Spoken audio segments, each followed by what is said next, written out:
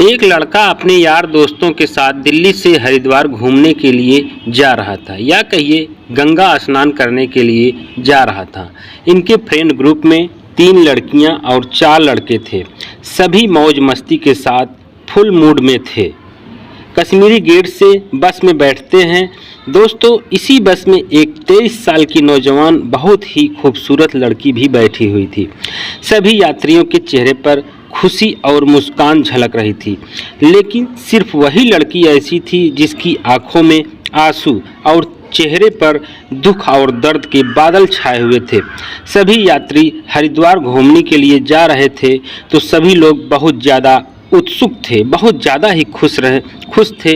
वो खुशी मना रहे थे। जैसे ही ये लोग गंगा मैया के जयकारे लगाते हैं तो उस लड़की की आंखों में आंसू बहने लगते हैं।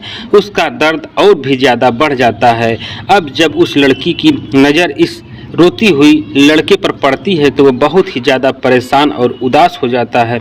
उस लड़की के दुखों को अपने साथ बांटने की कोशिश करता है, उसे समझने की कोशिश करता है, लेकिन जब उसे हकीकत का पता चलता है तो उस लड़के के ऊपर दुखों का पहाड़ टूट पड़ता है।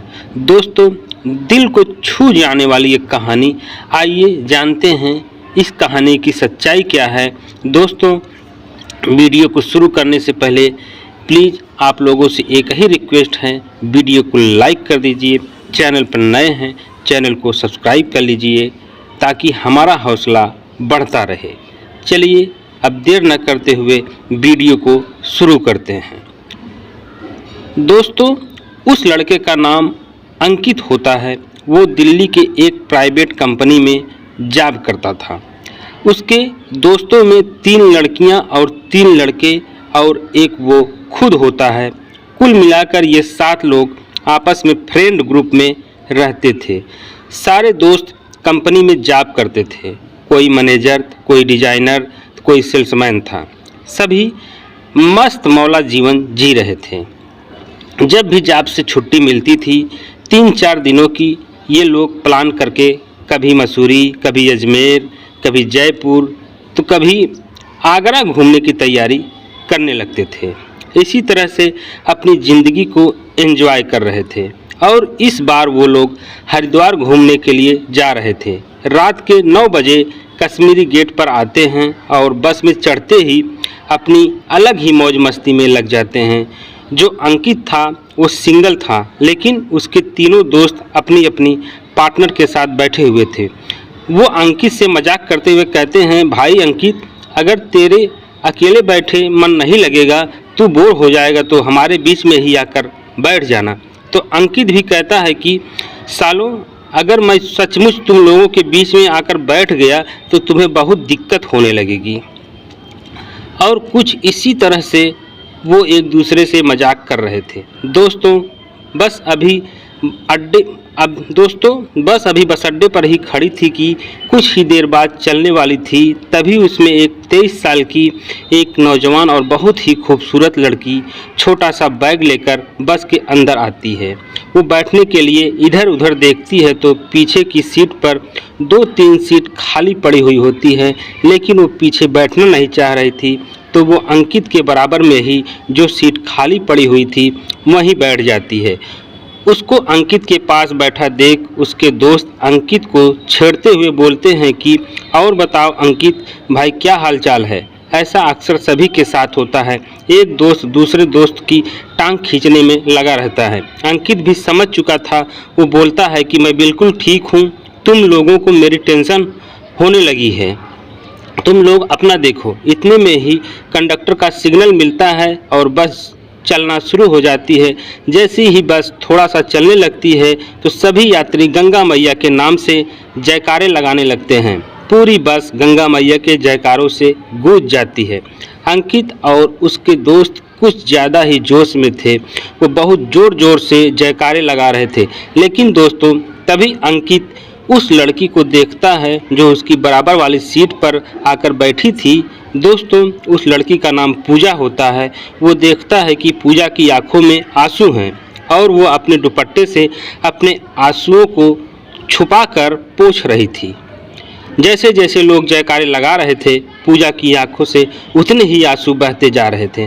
अंकित उसको ऐसी स्थिति में देखता है तो थोड़ा शांत हो जाता है। अंकित हैरान और परेशान हो जाता है। वो सोचने लगता है कि इस लड़की को आखिर हुआ क्या है। जैसे ही बस चलने लगती है तो ये रोने क्यों लगी। उससे बात करने की कोशिश करता है, उससे पूछना चाह रहा था, लेकिन उसकी हिम्मत नहीं हो पाती थी कि वो उससे कुछ बात कर पाए। बहरहाल बस अपनी स्पीड से चलने लगती है और वो लड़की भी अब चुप हो जाती है। अंकित के दोस्त तो अभी भी मौज मस्ती के मूड में थे, लेकिन अंकित का मूड अब बदल चुका था। अंकित किसी न किसी बहाने से उससे बात करने की कोशिश में लगा हुआ था। दोस्तों, वो लड़की पूजा अपने बैग को अपने हाथों में लेकर बैठी हुई थी, तो अंकित पूजा से कहता है कि मैडम, आप अपने बैग को ऊपर लगेज के साथ रख दीजिए, जिससे आपको बैठने में थोड़ा आसानी हो जाएगी। तो इस पर पूजा कहती है कि नहीं, मुझे कोई प्रॉब्लम नहीं है, मेरा बैग मेरे ही पास रहेगा। आपको कोई परेशानी हो रही है तो बताइए। तो अंकित कहने लगता है, नहीं नहीं, मुझे कोई परेशानी नहीं है, ऐसी कोई बात नहीं है, मुझे कोई दिक्कत वाली बात नहीं है। तो पूजा कहती है कि मुझे भी कोई परेशानी नहीं है। इसके बाद बस ऐसे ही बस चलती जाती है। 1.5-2 घंटा बाद एक फूड प्लाजा आता है, तो चना मसाला बेचने वाले मूंगफली जो बेचते हैं बस में चढ़ जाते हैं और आवाज़ लगाते हुए बस में आगे बढ़ते हैं कि चना मसाला ले लो। तो अंकित के दोस्त के मुंह में चना मसाला को देखकर पानी आ जाता है, क्योंकि पूरी बस चना मसाला और नींबू की खुशबू से महक गई थी। वो लोग चना मसाला लेते हैं। अब चना अंकित के पास भी आता है, उसके बराबर में पूजा बैठी हुई थी। पूजा तो पूछता है, मैडम चना लोगे? तो कहती है नहीं, रहने दीजिए, शुक्रिया। अंकित से पूजा पूछती है, क्या आप चना लेंगे? तो अंकित कहता है, नहीं, मुझे नहीं चाहिए।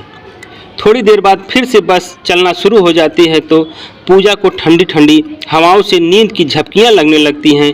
अब जब उसे नींद आने लगती है तो इधर उधर उसका सिर झुकने लगता है, और जैसे ही अंकित के कंधे से टच होता है तो वो एकदम से उठ जाती है और सीधी होकर बैठ जाती है। तो अंकित पूजा से कहता है कि मैडम, आप अकेली जा रही हो या कोई और भी है साथ में?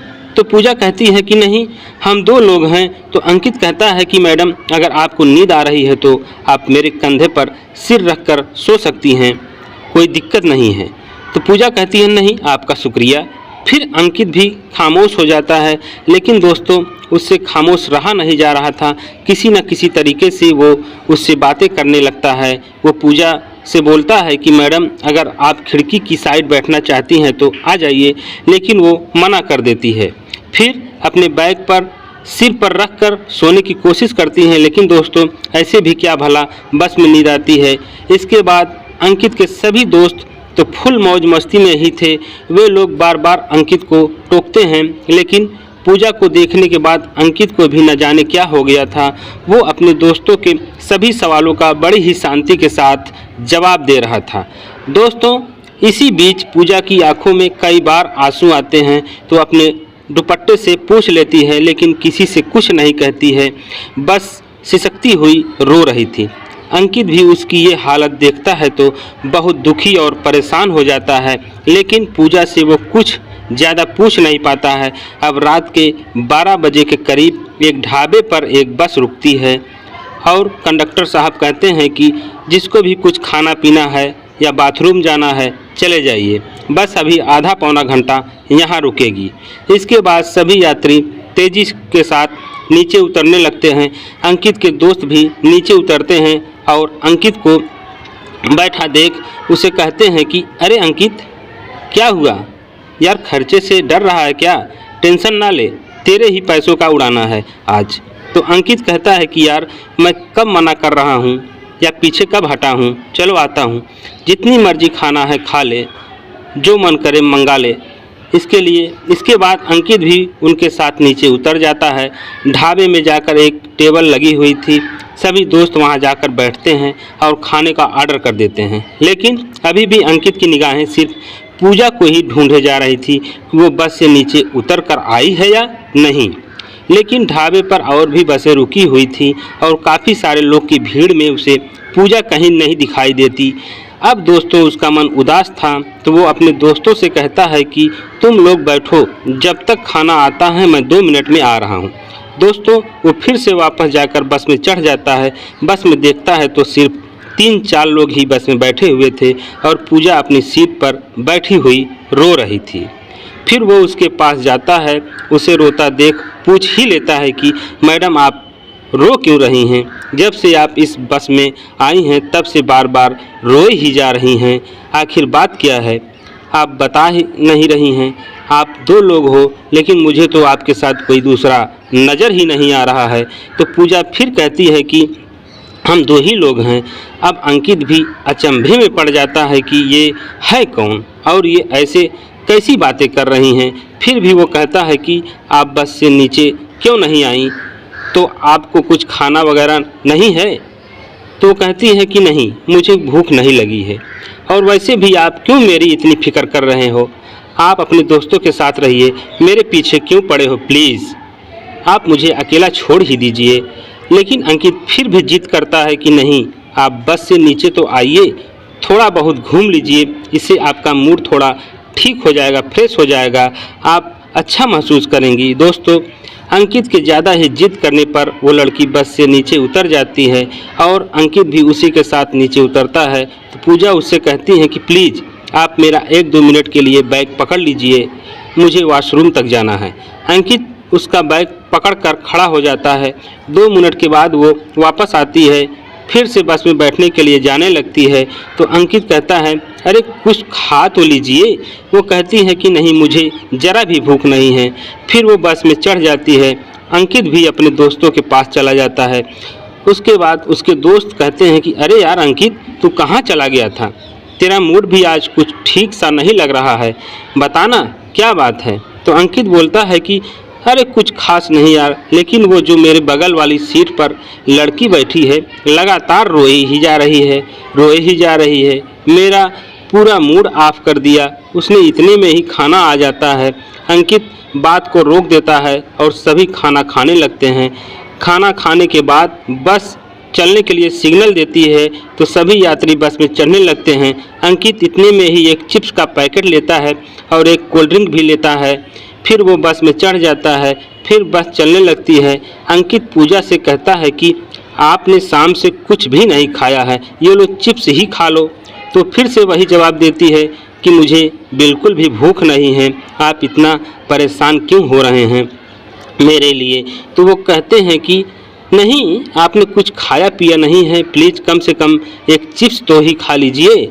इसमें से तो वो कहती है कि प्लीज़ आप समझने की कोशिश कीजिए, आप बिल्कुल नहीं समझ रहे हो, please try to me understand. लेकिन वो कहता है कि देखो बस में सभी लोग खुशियाँ मना रहे हैं, मेरे दोस्त भी हैं, अगर आप भी मुझे अपना दोस्त ही समझकर इसमें से 1-2 चिप्स खा लोगी तो मुझे बहुत अच्छा लगेगा, बहुत खुशी होगी। दोस्तों वो लड़की एक बार फिर से रोने लगती है।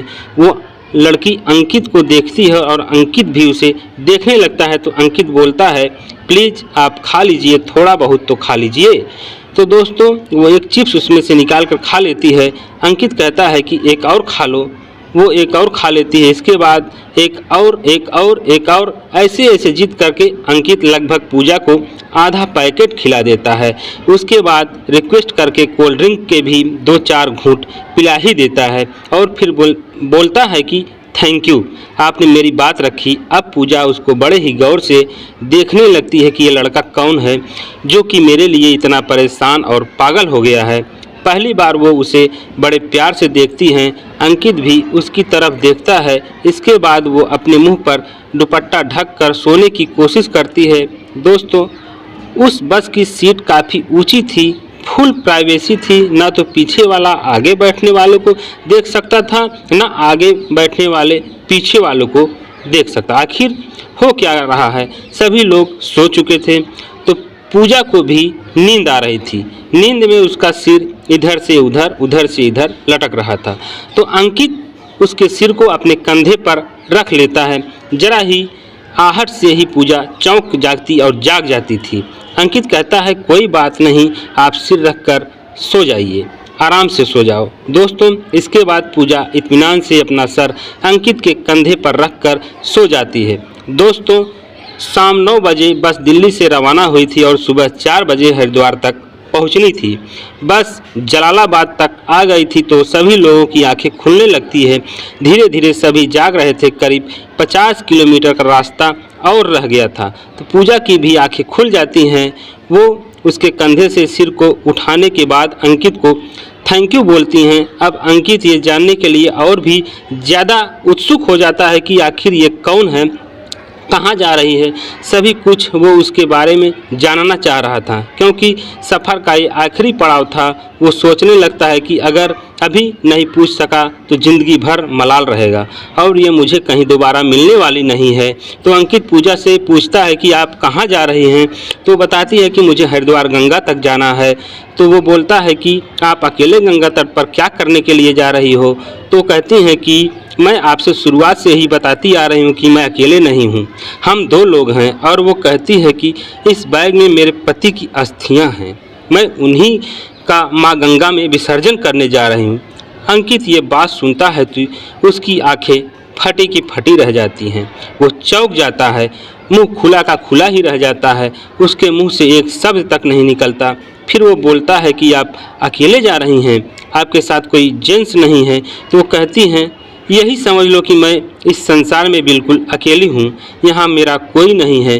तो अंकित उसको दिलासा देते हुए कहता है कि चलो कोई बात नहीं, हम भी गंगा स्नान करने के लिए जा रहे हैं, आप भी हमारे साथ ही चलो, क्योंकि ऐसे में अकेले जाया नहीं जाता। स्नान के बाद हम लोग घूमने के लिए जाएंगे, आप भी हमारे साथ ही चलना। तो कहती हैं कि आप मेरी वजह से परेशान मत होइए, आप अपने दोस्तों के साथ जाओ, मैं अपना काम खुद निपटा लूँगी, किसी न किसी से पूछते पूछते वहाँ तक चली जाऊंगी। तो वो कहता है कि नहीं, आप मुझे गलत मत समझना, मेरे सभी दोस्त भी बहुत अच्छे हैं। उसके बाद बस भी रुक जाती है तो सभी यात्री उतरते हैं। पूजा, अंकित और उसके दोस्त भी उतर जाते हैं। अंकित पूजा के बारे में सब कुछ अपने दोस्तों से बता देता है तो वो सब भी ये जानने के लिए और भी ज़्यादा उत्सुक हो जाते हैं कि आखिर इतनी कम उम्र में ऐसा क्या हुआ जो अपने पति की अस्थियां विसर्जन करने के लिए अकेले आई हैं, क्या घटना इसके जीवन में घटी है। वो सभी पूजा के पास जाते हैं और उसे संभालते हुए पूछने लगते हैं तो पूजा उन्हें रोते हुए बताती है कि मैं नोएडा में अपने माता पिता के साथ रहती थी और मेरी शादी दिल्ली में हुई थी।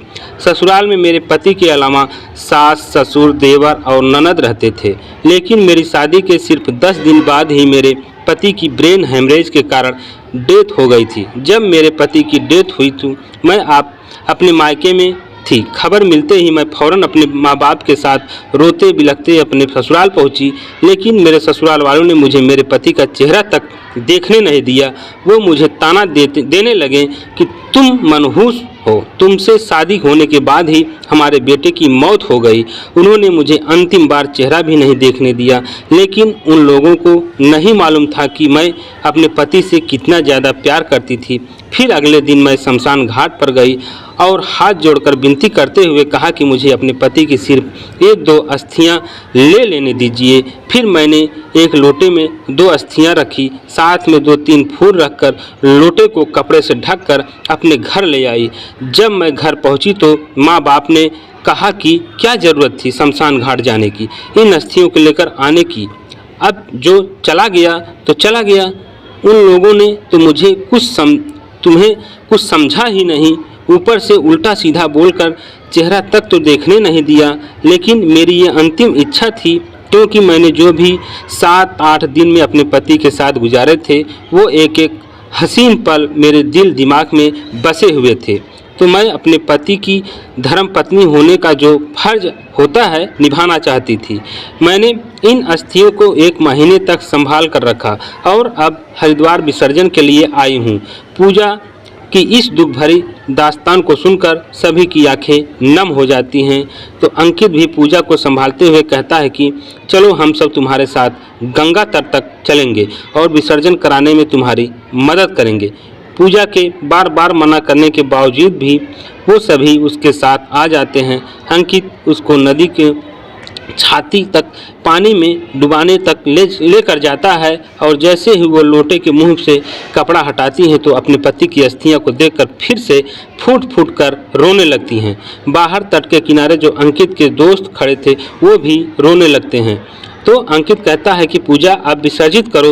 तो पूजा अंतिम बार उन अस्थियों को देखती हैं और पानी में लोटे को बहा देती हैं।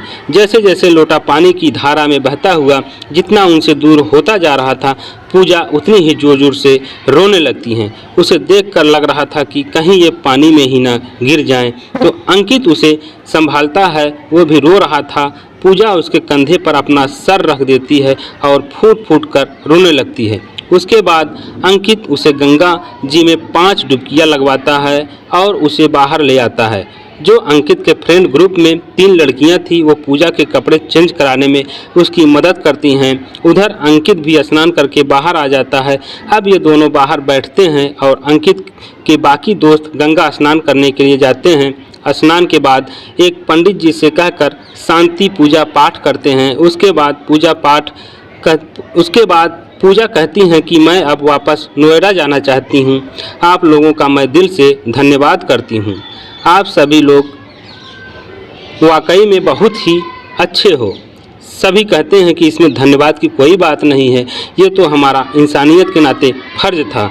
उसके दोस्त कहते हैं कि अच्छा तुम ऐसा करो कि यहाँ से हमारे साथ ही 2 दिन और रुक जाओ घूमने के लिए, फिर साथ में ही वापस चलना। तो पूजा कहती है कि मैं अभी इसी स्थिति में नहीं हूँ। मैं आप लोगों के साथ आकर आपका भी माहौल ख़राब करना नहीं चाहती, बस आप लोग मुझे जाने ही दीजिए। लेकिन वो सभी उससे बहुत रिक्वेस्ट करते हैं, उसे इतना अपनापन दिखाने लगते हैं। ख़ास तौर से अंकित उससे बोलता है कि रुक जाइए ना, सिर्फ 2 दिन को ही बात है। पूजा अंकित से रिक्वेस्ट करने पर रुक जाती है।